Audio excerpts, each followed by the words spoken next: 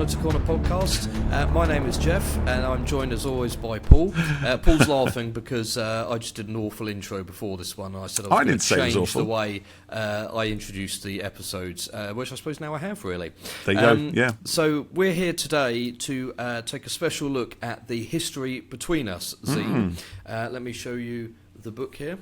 Jeff has the actual book. I've got a PDF. Jeff is obviously special, but that's fine. That's okay. It does look really, really nice. Look at that. Show you there. So it's a bit shiny, but what a lovely front cover. But before we go any further with this, I'll just tell you a little bit about it. So as you probably know, there's an awful lot of great fan content out there in the Who community. You know, fan audios such as the ones that we did at Christmas time and Halloween, fan fiction, fan art, fan photography, figure photography, cosplay, all sorts of stuff. And the History Between Us zine. Well, it's not really a zine. I'd say it's more of a book. It's a book. book. Look at the size of that. 350 pages. It's amazing. And this is the latest project from the 77 Years team, and it's not the first one that they've done. So in a moment we're going to talk to Katherine Wheeler, who is probably the main creative driving force and brains behind the 77 Years team, to find out a bit more about their work and the history between us. But we'll take a look at it now. So basically this is an anthology book series, series of stories about the relationship between the Doctor and the Master, and it has a really cool framing device, which is 13 and Sacha's Master going into therapy together. They get forced into a situation, kind of by the TARDIS, really. So they sit down with this therapist to try to unpick and unpack their relationship, and look at why there's this hatred and anger between them, but why they're still drawn to each other across time and space, and where things changed between them. So then it quite cleverly uses a series of flashbacks to different a different incarnation of the Doctor and their relevant Master, to take them from their childhood together on Gallifrey and going across the eons between them. I thought it was brilliant, to be honest. And each story is kind of feels representative of the Doctor and their Master, and they're all really nicely written, and there's quite a kind of coherent style across everything. None of them sort of particularly jarring in their differences or anything like that. And obviously it's an unofficial thing, so none of this is necessarily canon unless you want it to be, but it kind of fills in things with each Doctor and Master and their incarnation, and there's some stuff that we haven't seen, like 11 and the Master on meet in it as well, and we see 4 going to visit Crispy Master and at kind of the end of their life, and is it a trap, and has the Master lured the Doctor there to drain his regeneration energy, and then you get a third Doctor story where he meets a band, and there's like a bit of a sort of hallucinogenic tea trip in it and stuff like that. It's very 70s in its feel. Yeah, and and then it all sort of fits with the relevant Doctor, and Six and Perry get into a sort of castle adventure, and it's a bit like an escape room, and it's all bespoke to them and things, and it's like magical paintings and stuff like that. So I won't kind of spoil too much, and we'll talk a bit more to Katherine about it shortly, but one of the things that I wanted to show for now is just the absolute quality of all this. So Paul, you only got the PDF, didn't you? I did get the PDF, but that's great because the PDF itself is beautifully illustrated, which I think is one of the great aspects of the book itself. I think as you said, the stories are wonderfully written, and the artwork is astonishing. It's fantastic. I love it. Yeah, there's fantastic artwork with it by a number of names that listeners to us might know from our past episodes, and might know otherwise. But I should say at this point, so there's a a physical copy of the book that you can get, which I've got here. Then there's the PDF e-version of it, which Paul got, and then there's also an audiobook version being done where everything's being read and out as well. So taking a look at the book here, so it's got this fantastic image on the front with Jodie's Doctor and Sacha's Master, and then their kind of previous incarnations coming off from them, and it's, I don't know how well you can see it here, but it's gold embossed. I can see it. You can see that there, which is really nice, and you can see how thick it is, and then on the back you've got some more gold embossed, and this TARDIS image and the description of the book. So then, I'm not sure quite how well I can show you this, but inside you can see it's all individual chapters, and then there's artwork in it as well. So each chapter starts with the kind of the framing device, and then there's a little sort of flashback art icon that's used, and then it goes to the story. So there's Five and his master, and then let me have a look. So there's 6E there.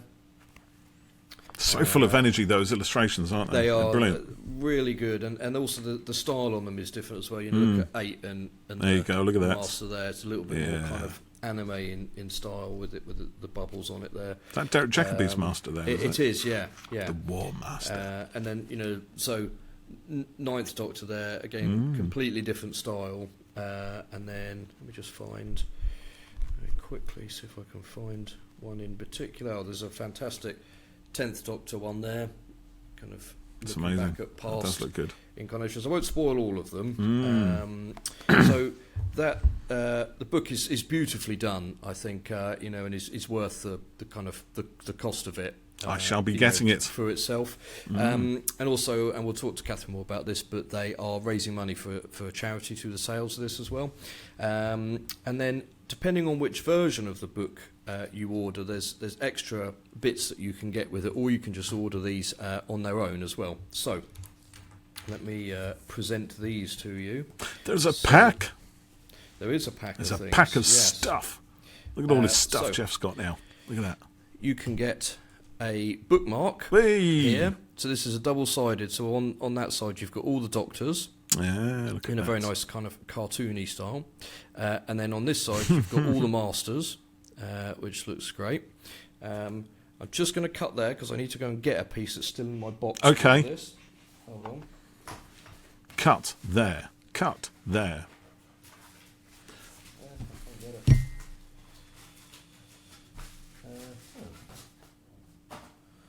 Hold on, where's that gone then? There's a sticker sheet. Oh, it's here. Okay, right, I can carry on. Right, so if you get the version with the bookmark, you can also get a sticker sheet, which has got various kind of love hearts, the sweets where it's like be mine and stuff, and these say things like, I'd destroy Gallifrey for you, and my heart belongs to the Doctor, which is quite cool. So then there's also art prints that are available that you can get, so you can get just the book with these. So let me bring these up. So I'm afraid I can't remember who does each drawing. We can add that info on screen. So there's one of 13 in the Master here, and all of these artworks, like you said, Paul, they're fantastic. And really, this is the kind of quality that you could see in a Titan comic or something. It's absolutely brilliant.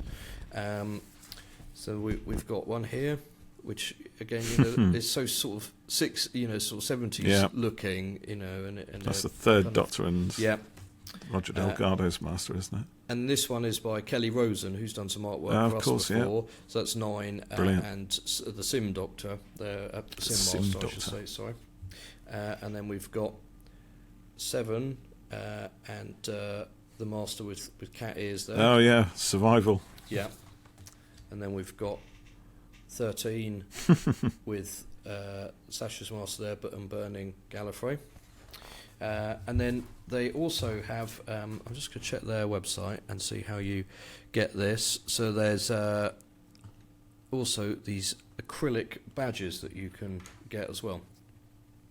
So the first one is look at that. The Master's TARDIS as the Australian Outback House with a couple of little love from hearts Spyfall. Yeah. A little and then TARDIS. The Doctor's TARDIS as With well. little love hearts on it. Yeah. So you can buy those bits on their own, or you can get them, with the book, like I was saying, and I think probably with the digital copy as well, maybe. So I think it's really, I wasn't expecting these kind of extras to come when the book was sent to me. So, I just can't kind of enthuse enough about the quality of all of this, and like fanzines, probably before the internet were quite a big thing, weren't they? You'd get it in the post and stuff like that. But they kind of, are not as they varied in their quality. Well, yes, I'm sure they did, and also now with forums and the internet and that, you kind of don't need them as much. But with this, and there's like the Warp magazine and stuff, and is it Cutaway Comics that you like as well, Paul? There's a sort of bit of a resurgence maybe of stuff, and they all look such high quality. Yeah, that, absolutely. It's. I just think it's great, and all these creatives coming together. Each story here is written by a different writer, and there's different art from multiple artists and stuff. So yeah, I've really enjoyed going through the book here and reading it, and it genuinely felt of the kind of quality that you'd get from one of the official books that you buy. There was a book, I Am the Master, a while ago, that was kind of a collection of master stories and like star tales with the Doctor meeting different celebrities over time periods.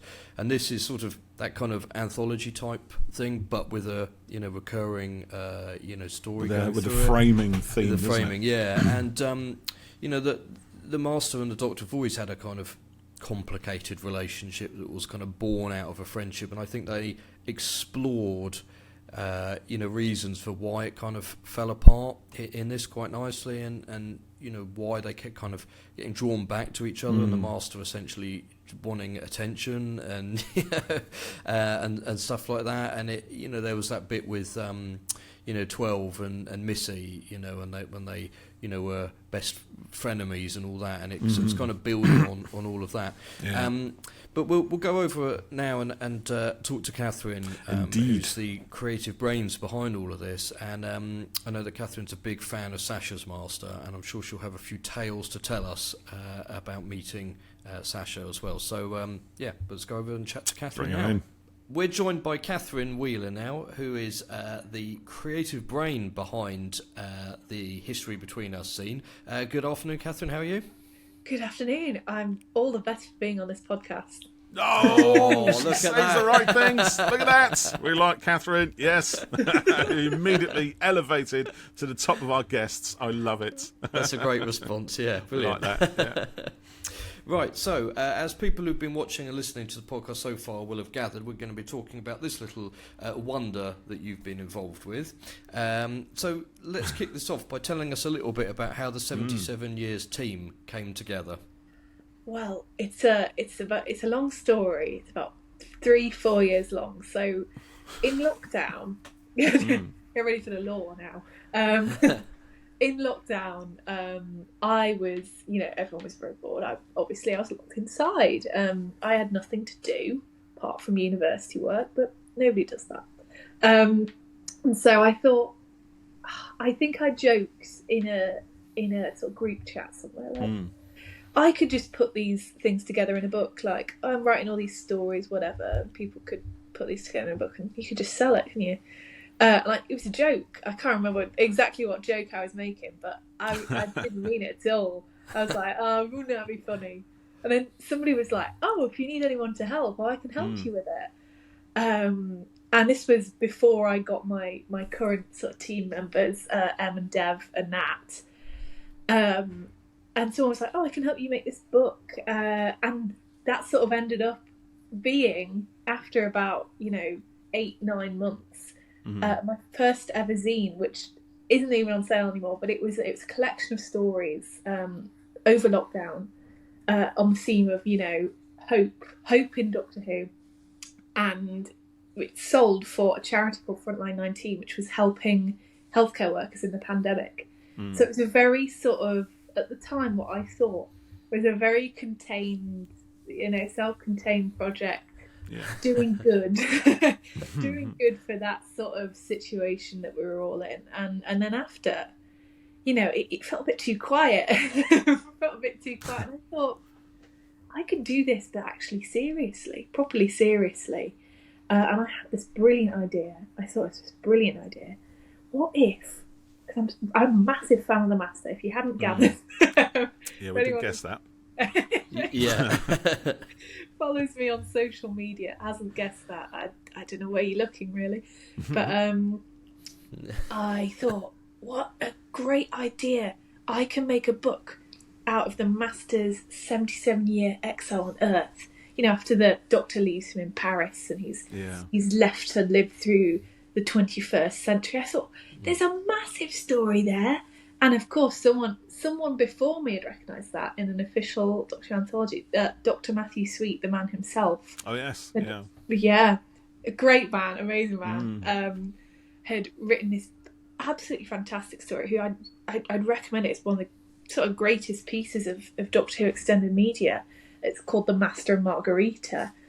It's telling the tale of the Master in sort of a parallel unit in Russia in the 70s. He's got his own lab assistant that's a Silurian, and he's this sort of working in this underground lab. And I thought, well, let's do that. Let's do it for every decade, 77 years. And that's where that's where the 77 years team came about, from that 77 years idea that we were going to document. And the zine came out, never seen anything like it. It just, people absolutely loved it. And it ended up raising, just over £1,000 for Crohn's and Colitis UK. Oh, fantastic. And we told Sacha Dhwan, because obviously he was playing Master in the book. He got the zine. We told Dr. Matthew Sweet, who was over the moon with it and sort of stunned that anyone would come up with this and whatever. And then we said, we're having so much fun, let's do another one. And so that's essentially how I've gone from 1 to 2 to 3. And this book, this zine, is a tome, really. It's quite thick. Yeah, it's a big one, isn't it? Yeah, it's large. It's about 90 lovely though. words. Yeah, it's 350 pages, isn't it? I think, we said in the previous part of the episode that zines were, quite a big thing, kind of pre-internet, weren't they? And you don't get them as much these days because you've got, forums and stuff like that. But it's great that, there is a movement for zines again. But I said, the history between us is a book. It's a bona fide book. It's not, for a zine book. You think it'd be a little sort of pamphlet-y magazine type thing, using letraset and the letters and everything. Not a beast like this. It's beautiful. Yeah, beautifully done. Yeah. So tell me quickly, you mentioned your team there. So who does what out of the group of you? It's very flexible. It's a very flat team. Let's wait for that one. I'm a bit like, how would I describe myself? If there's a manager of it, I'm probably the manager. So you are the ultimate overlord, godlike entity, the big honcho, who controls everything. The master of it, if you will. I could have gone for that one, and I missed it. Oh no, you can have that.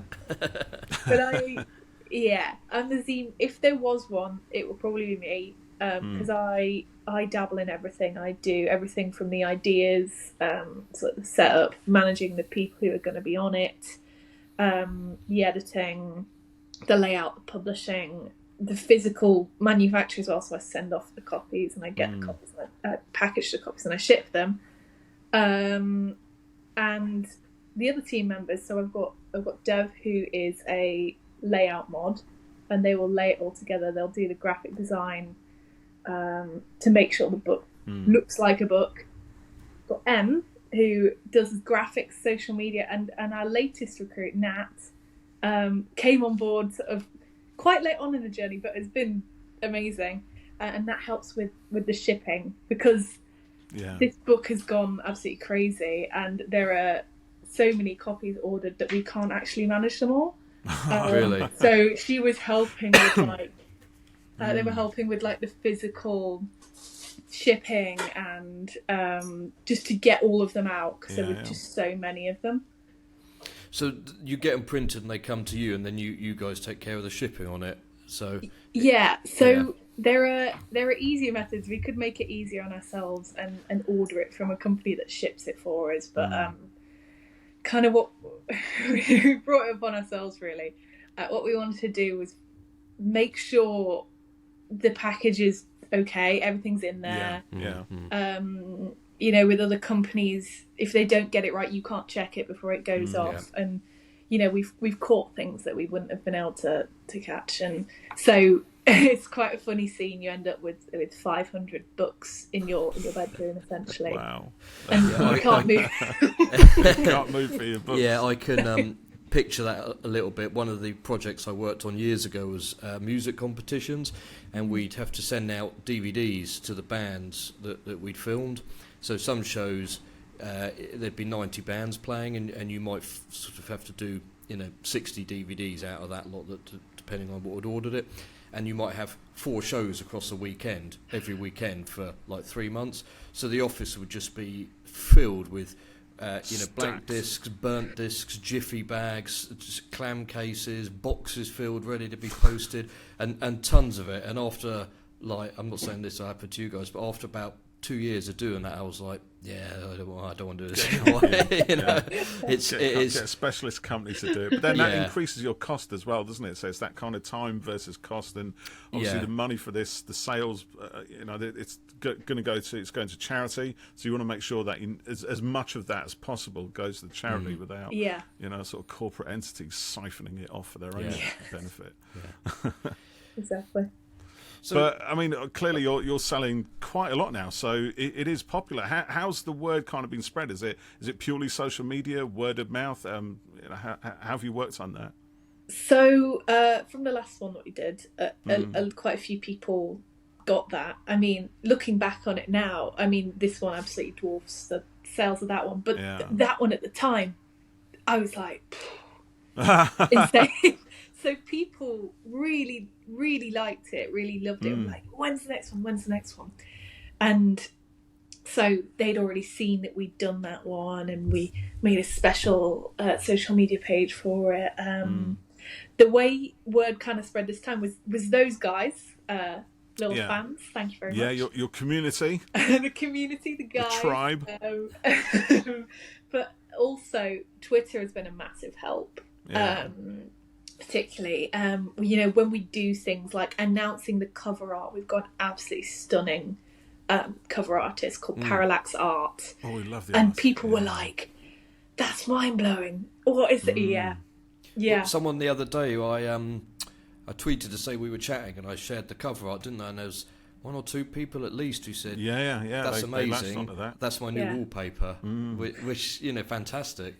It's like the ultimate compliment of the 21st century, isn't it? That's my wallpaper. Lock screen. But it's good. I think we build a lot of excitement on there, and people get excited about that a lot. Is it nice to have that sort of following and that audience? We've got it a bit with the podcast, and haven't done our audio dramas and stuff, and people have really enjoyed those, haven't they, Paul? And it's nice, especially when you're saying that Twitter has been a good catalyst in growing your community, when Twitter is kind of predominantly known for being an absolute hotbed of vicious, vile nastiness. So within that, Jeff, you're right. We've managed to to kind of grow a nice, positive community around us, and from the sounds of it, you guys have too. So it does give us hope in the future of humanity, I think. Yes, but going back to the theme of hope, yeah. See what I did there? This is why he's so good at this. I'm on it, yeah. That's what happens when we do these during the day. The brains are firing a little bit more sharper than 10 o'clock at night. We don't have to resort to doing Cybermen voice impressions. Or crap jokes. So tell us how History Between Us came about, and who had the idea for the framing device on it, which, as we mentioned, is the Doctor and the Master being put into therapy kind of begrudgingly, and then how did all the individual stories come about? Did people pitch them to you, or did you have ideas? Or so this is like 50 questions all in one, which so basically does this a lot. Tell us how it was all done. No, I feel this.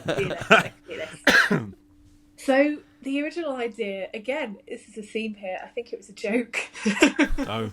In Common the thing, last, yeah. in the last sort of, we have a Discord server for the contributors, which works very, very well, all the different channels and stuff. And the last set of contributors in the last scene, we're sort of talking about it. And I think I joked that I was going to include like a supplementary little paper zine in there, like The Master Goes to Therapy. And I was considering it for a while, and I thought, it'd be too much work. And then Nat thought about it as well, and then they made a sort of short little fan fiction about it, and then we were like, it's really good, And then when we came to properly considering it, we knew we wanted to do a Doctor Master zine, because we'd done the Master, and there was one thing we were all passionate about, which is Doctor Master, in any way, in any variety, and so we thought it's the perfect idea, because one of the reasons we chose it is because in a therapy session, a couples counselling session, you've got a person who asks the questions, and when you read through it, you'll notice that the stories are like a call response, answer response. So one of them, my story, was, have you ever played mind games with each other? And the story is about how the Doctor and the Master play mind games, and that's sort of how we did the story prompts. So we got our writers on board. They sort of indicate they didn't come on board with a particular Doctor. We sorted that out. They were like, which Doctor do you want to do? And then M, who wrote the framing story, came up with these prompts that the counsellor was gonna ask them, and sort of gave each writer that question prompt, and they had free rein to do absolutely anything as long as it came back to that initial question. And I think it's such a thrilling thing to be given a really weird sort of prompt as a writer, the specific incarnations. Mine I found to be a challenge, but my god, I'm so glad I had it. But yeah, the framing story, there was a battle at the beginning, because I wanted, he should be in his long hair and his Rasputin outfit, and he should be bedraggled and dirty and thrown all over the place, and Em was sort of like, let's clean him up a little bit so the artist doesn't have to draw that. Yeah, good point. Some consideration for your artist. I like that. So we had a compromise. Yeah. So he's quite dishevelled at the start, isn't he? But kind of almost like a Byron-esque kind of figure, with his long hair and his bloody shirt open at the, it's really good. I love that opening, because I think the attraction for me in some ways is that this is not the sort of scenario that we often see the Doctor. Well, we've ever seen the Doctor and the Master in the TV show. And one of the things I like about any kind of fiction that comes away from the show is that it does something different, and this is different, and yet it makes perfect sense that they should have like a counselling session on an alien. The TARDIS has kind of taken them there. I think it's astonishingly good, and your writers must have looked at that brief and just thought, it's challenging, like you said, but that's what writers want, isn't it? They want to be thrown at these challenges. And that's really cool that you gave them this prompt, but then they had kind of free rein to do what they wanted within that and their Doctor. And kind of like Paul was saying there, I like the way the whole book kind of fleshes things out between the Doctor and the Master, kind of going back to the early days and things. And stuff is played out on screen as well and hinted at and things, but you've all kind of taken a lot of that stuff and expanded it and run with it, I think. And reading it genuinely felt like one of the official books that you get, like I Am the Master or Star Tales or something. The quality of it in terms of how it was all written, and what the individual stories are and all of that, and just that way the two characters were kind of explored, and then in those different incarnations as well. So there's quite a few writers. Do you want to run through the names of everyone and tell us which Doctor they do? Oh, gosh. I could do it because I've got the book here. I could try and go. You do it. It's best for you too. Okay. So M. Robin did the framing story, like you were saying. Then the first Doctor was by Anna M, and then second is Elliot. The third Doctor was by Fenric. The fourth was Soph. Sarian did The Wandering Mind. Then someone called Katherine Wheeler did the Sixth Doctor. Did you choose the Sixth Doctor for a specific reason? So by process of elimination, the Doctors were allocated, and it wasn't that the Sixth Doctor was the least popular Doctor, or any Doctor was the least popular Doctor, but everything had been allocated. And as sort of a person who was, modding and leading on a zine, I thought, what I'm going to do is take the Doctor and the Master that haven't been used, and even the Companion, and that's my scenario. So I got a bit more structure. I had, this was who I was going to work with from start. So yeah, I did the story that plugged the gap, which meant we had every Master that we wanted in there, right. Which is a sneaky hint. And then 7 is Wreckage of Stars. Red did 8. 9 did 9. Rose S did 10. Fiction Penned did 11. Tell me if I'm getting them jumbled up here. Jay did 12, and Natalia Fox did 13, and then M finished off again as well. So it's and also the art as Jeff. well. Well done. So we had a look at these earlier.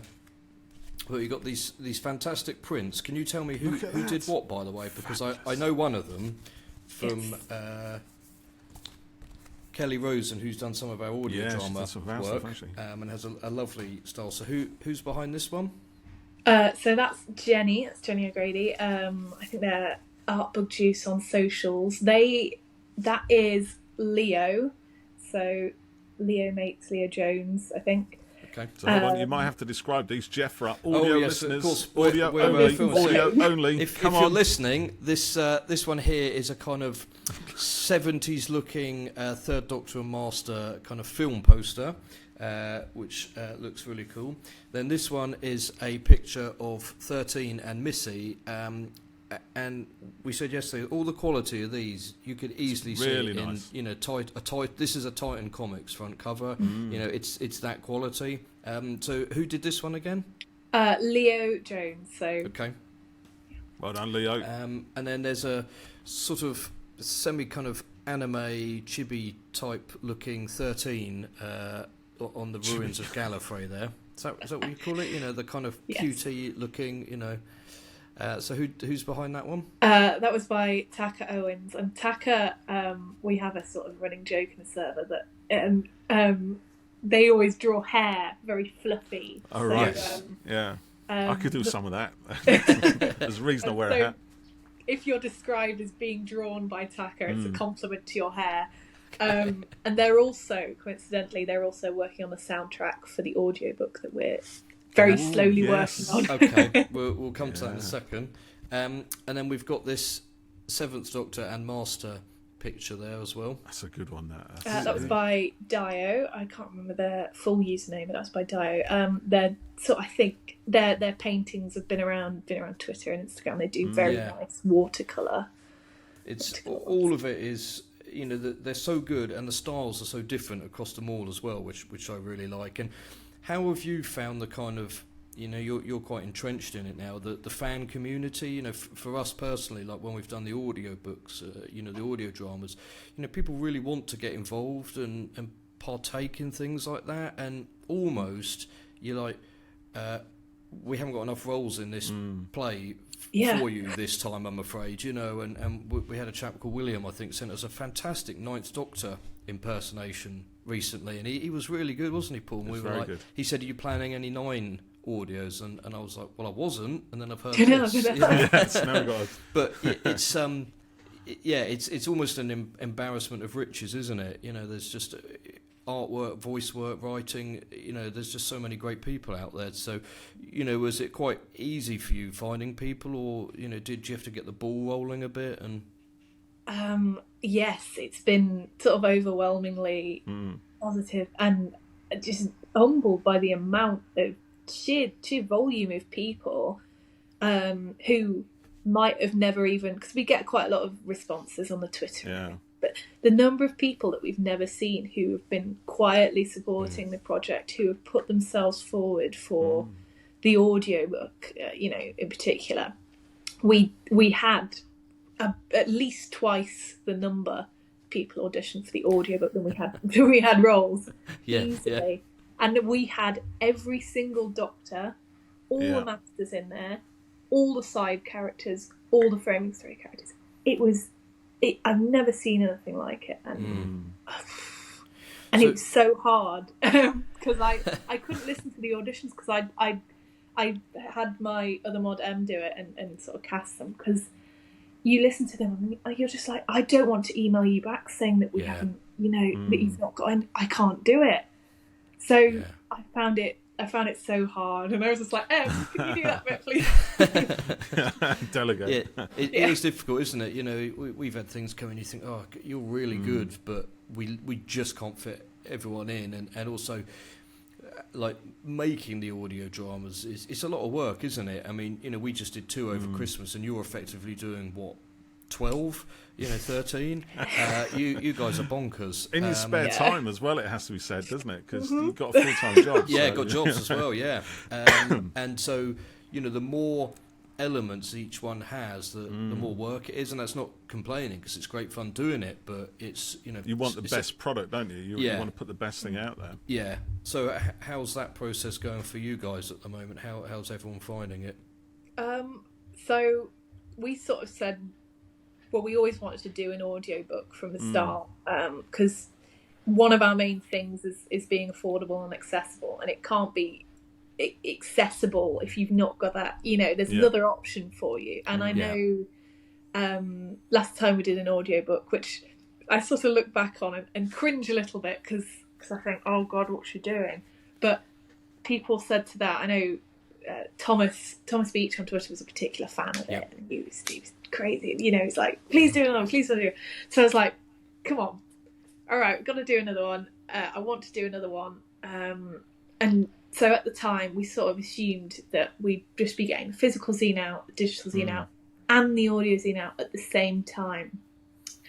And and as I've worked on anything longer than an hour in audio form, that's an insane sort of statement to make. You can't say you're going to get it out at the same time. No. So as the project grew and we got somebody to do the soundtrack, which is kind of incredible on its own to say that we've got a soundtrack, we were like, this isn't going to come out when we want it to, if we want it to be good. That's it. You want it to be good, don't you? And that takes time, and it's better to not rush it and get it right. I mean, we were going to try and do a third audio drama over Christmas. We had a script. It was really good, and we just had to admit defeat that we couldn't get this done in time. And we couldn't get all the voiceover stuff recorded, so we'll save it for another time. And felt really bad about it, but just knew approaching Christmas holidays and all of that stuff, still had one to get finished, didn't we, Paul, over that time? And I had a couple of late nights working on that, and plus the day job as well, like you said, and kids as well. Christmas was very, very busy for me. I didn't get a wink of sleep throughout the whole thing. So we're working on some now that we're going to try and get done, way in advance for it. Yeah, fun. Yeah, good. But you do have quite a range of options available for people, don't you? So obviously the physical book, the PDF, then the various bits of kind of merch that we've already shown, the badges and the bookmark and stuff, so people can get the book version, can't they, with all or some of those bits, or you can buy those on their own, can't you? And is it the same for the PDF version, and will it be the same for the audio book? Would you still send out the prints, or? So with the digital version, it's essentially anything that doesn't need shipping. So theoretically, you could actually get, an online version, and you're like, oh, I fancy a bookmark, but we'd still have to ship the bookmark over. With the audiobook version, it's going to be a lot simpler. Get the audiobook. That's it. Digital copies are quite nice, aren't they? what we sort of planned to do was we'll release the audiobook as the whole thing. Yeah. We might put a bonus on the sort of sound file, the soundtrack, because it's too beautiful to just lie in the background of me talking and other people doing their lines. It's got to be a thing on its own as well.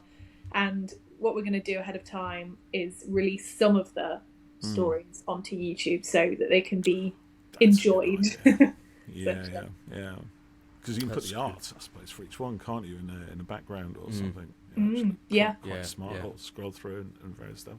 Yeah, well, that's good. So, are you working to a timeline on that, or is it kind of TBC at the moment? A little bit TBC.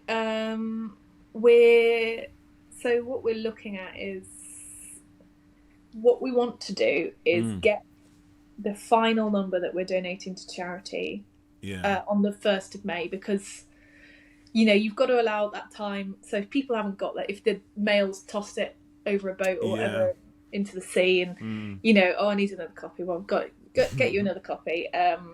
And there's enough time for people to have got everything by then. So that's the cut-off point for donations for this project.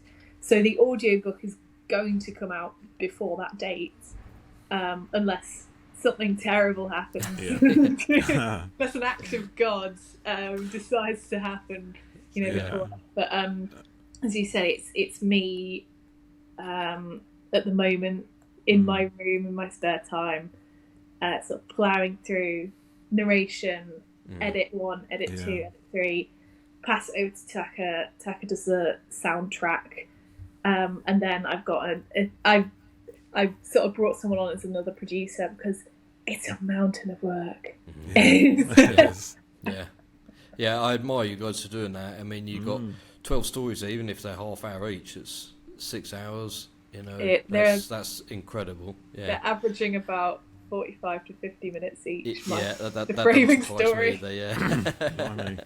Yeah, that's fantastic. And they're not massive stories, are they? What they must only be a couple of thousand words each or something like that. The word count, the maximum word count was 7,000. Oh, is it? Yeah. 7,000, 8,000 per story. But not everyone met that. But some of them are a little bit shorter, aren't they? Maybe just read the shortest ones out there, because I must admit I haven't read all of them, but I've just picked the shortest ones just so I can get an idea of the style of it. Which that's brilliant. Wow. So I mean, it's good to have a date that you're kind of working towards, though, isn't it? Because it does kind of hurry you to try and just get things done, but. It's got to, because now you've got to keep the fans happy. We know what happens when fans don't get happy. So pre-orders for this one are open through till 28th of January, which will be the date that this episode's going out. So people will still have some time to get hold of that, and we'll be tagging you and everything.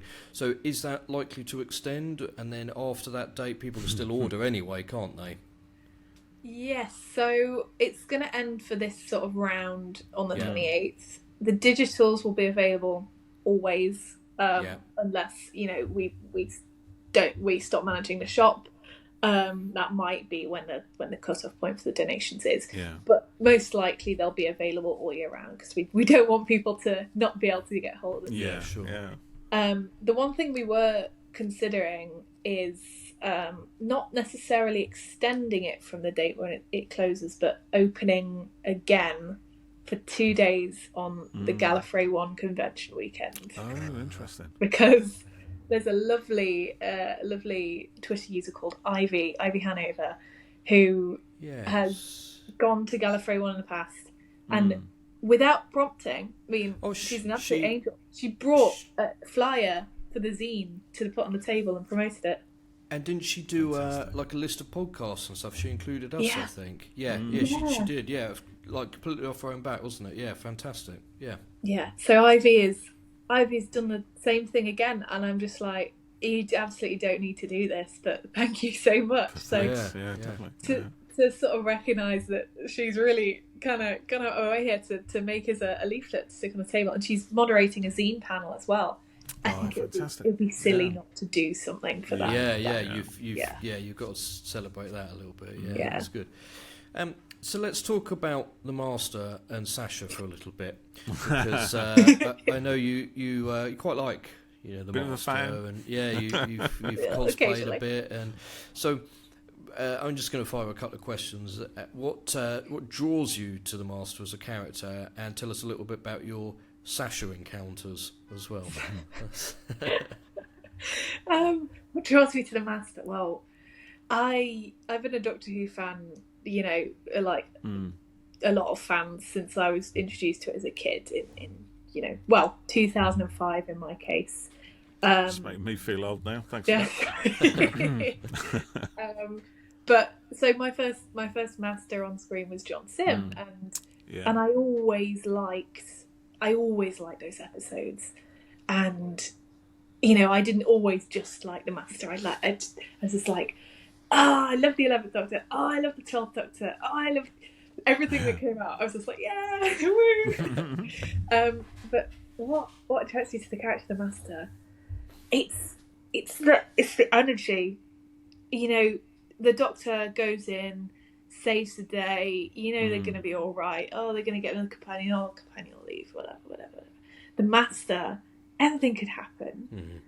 It's not guaranteed whether they'll be alive or dead by the end of the story. Every actor to play the Master it's just the excitement, the energy you get.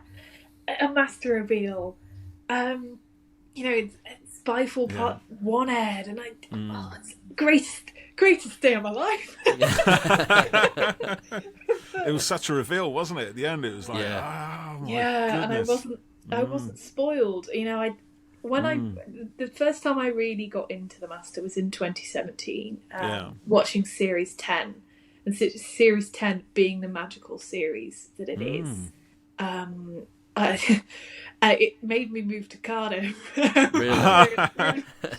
Obviously to go to university. Of course. Obviously, Of course, it's your decision. Yeah. But coincidentally, the university might have been used for filming on the Series 10. Oh, really? What would I know? Anyway. Pure coincidence. There's just so much. I can't describe it. It's crazy. Well, particularly with Series 10 as well, because you got because Missy's character it goes through this kind of almost sort of redemptive arc, doesn't she? And I the ending of that finale where Missy and the older Master meet themselves and kill themselves. I mean, that is course for therapy right there, isn't it? Yeah. There are some big issues going on. I mean, there. I thought Stephen Moffat, if anything is going to encapsulate the character of the Master, it's that moment when they shoot each other and laugh their socks off. It's just the sheer narcissistic egoism of the whole thing, and just the enjoyment of creating that kind of paradox. Love it. Yeah, it was brilliant. Yeah. Do you ask about my Sacha? Yes. Yeah. Because any chance to blow about those. So every I met him 6 times. Really? 6 times? Oh my goodness. So does he recognise you now? He must. He does, have. Excellent. It's not like you got a restraining order or anything like that. Get away! It's her. Clear that one Get out. her away. 6 times, yes, legally. It's all fine. Really? Yeah. First time. November 2021, went to see him at a Comic-Con. I gave him a bunch of letters that people had written from around the world and wanted me to give to him, and that was really sweet. And I had my photo taken with him, and I was just like, oh, I'm never going to see him again. Never going to see him again. That was a moment. Miss my chance. The only time I'm going to do it, and then never again. And then the second time, I gave him my first scene, which was Around the Universe's Worst Planet in 77 years. 77 years scene. Brilliant day. Got my photo taken with Jodie and Sacha. Yeah. He made a video thanking me and the team for making it, which made me cry. Third time, I gave him somebody's Stars, who's on Twitter, Stars wedding photos. Because Star got married in 13th Doctor cosplay. Oh, brilliant. And her husband got married in Master cosplay. So wow. she was like, can you do a favour for me? And I was like, anytime. You're welcome. So 4th time, oh God. I think the 4th time was at a play. He did a one-night play, and it was on the evening of one of my final 3rd year university exams. and it was a 24-hour exam. Ooh. And so, I booked it, the train, booked the coach, crammed the exam into the morning, early afternoon. Oh my goodness. I went to London.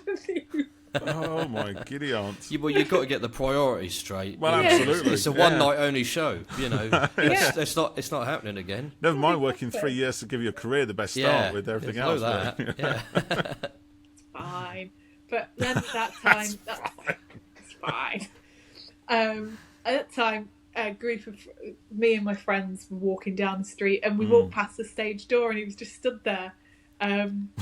Before we got onto the play, weren't expecting him. We go like that. Oh my god, that's Sacha Dhwan. Backpedal like a cartoon. Run away. So we don't want to freak the poor man out. So yeah, I saw him for a one night play, and we saw him in October, and that was the best. We gave him this scene, and he loved it. Brilliant. And most recently on Sunday. What, on Sunday? On Sunday, yeah. This Sunday just gone. Sunday just What, gone. like 2 days ago? Yeah, he was at a screening of An Adventure in Space and Time Oh. with Waris Hussein was there, and it was great. Yeah. Oh, what was that for? I saw some pictures from that. Yeah, it was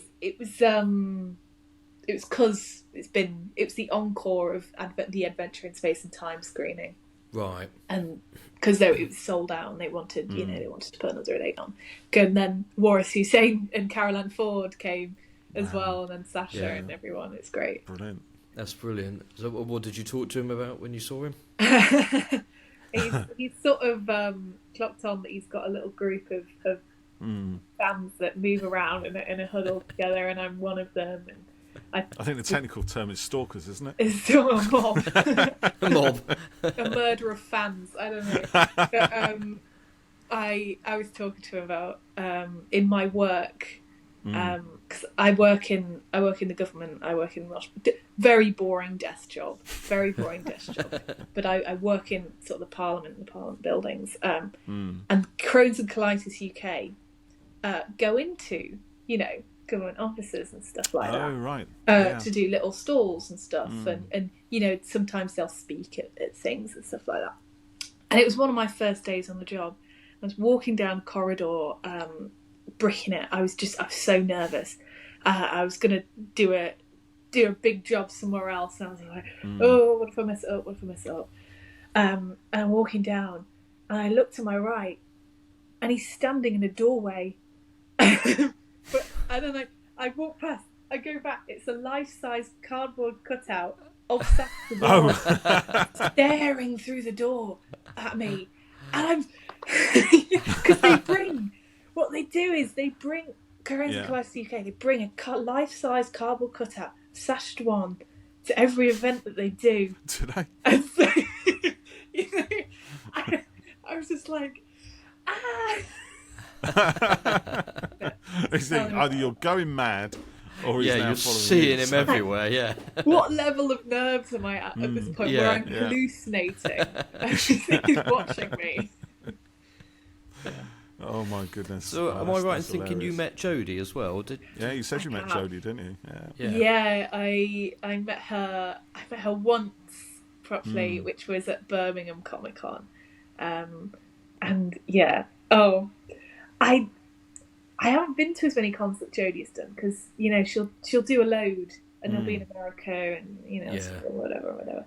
And I never got to see her on set really because it was I moved here during COVID, and you can chase sets all you like, and I did for a little bit, saw John Bishop and stuff like that, but I never really saw Jodie. So I've met her once, and she's great.